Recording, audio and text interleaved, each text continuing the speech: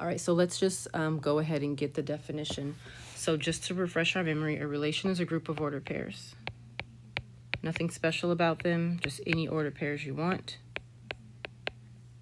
That's what a relation is. Now, a function is going to be a relation where each x has a unique y.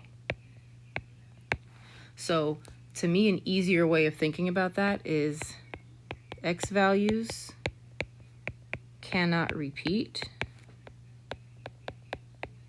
Y values can. Y values don't matter. Y values can repeat. So yeah, each x has a unique y.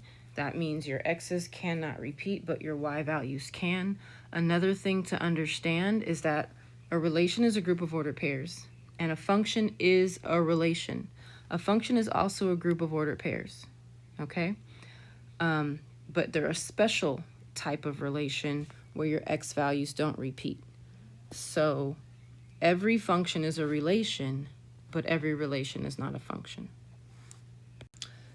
Key point says it again. A function is a kind of relation. So a function is a relation, okay?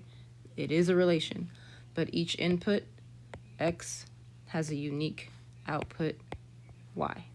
That's it.